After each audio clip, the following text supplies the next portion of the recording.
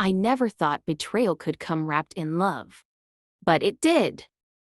And it came from the two people I trusted the most.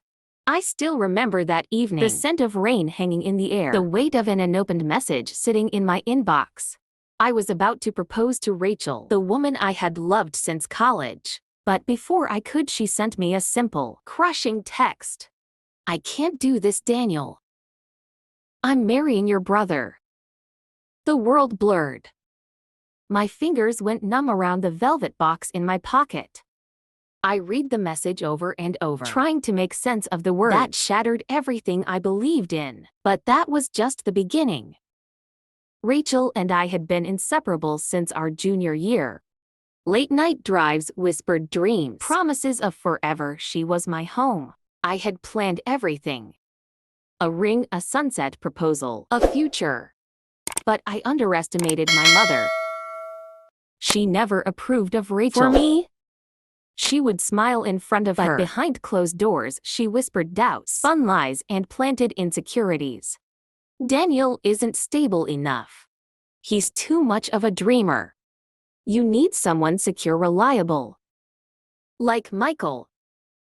Michael, my older brother, the golden child. The one who always did things right. I was too naive to see what was happening.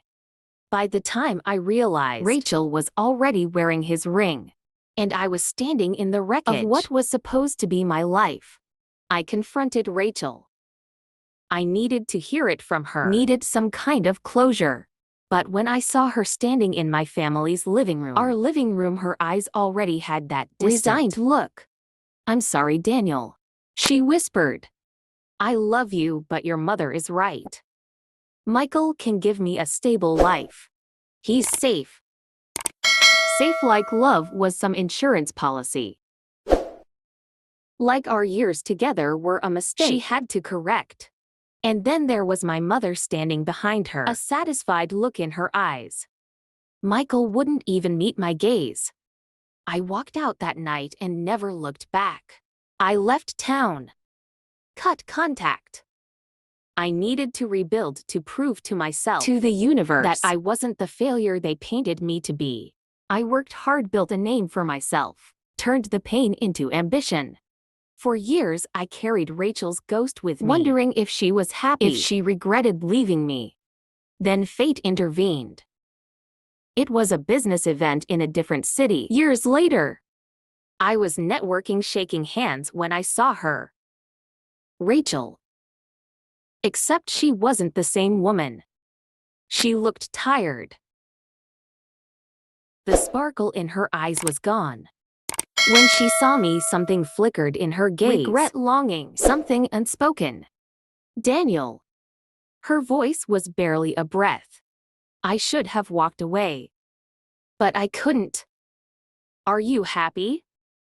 I asked, cutting through the small talk. Her silence was the only answer I needed.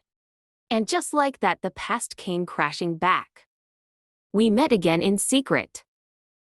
She told me everything. How my mother manipulated her, how she convinced Rachel that I was a risk, that Michael was the right choice. And how from the moment she said "I do," she knew it was a mistake. I was scared, Daniel, and I let that fear ruin us.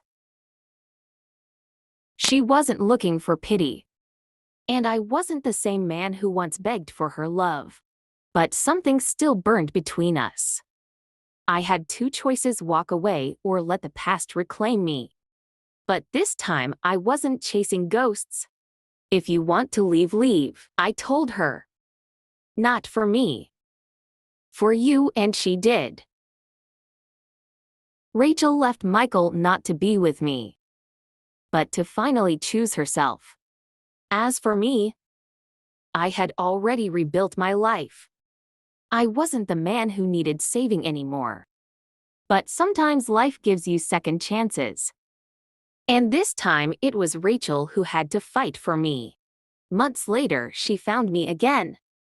Not as the girl who left, but as a woman who knew what she wanted. "I don't want safe anymore," she said. "I want real. I want us." Maybe love was about timing. Maybe we had to break to truly understand what we had. All I knew was I wasn't afraid anymore. So I reached for her hand. And this time I didn't let go. What would you have done? Have you ever lost someone only to find them again? Let's talk in the comments.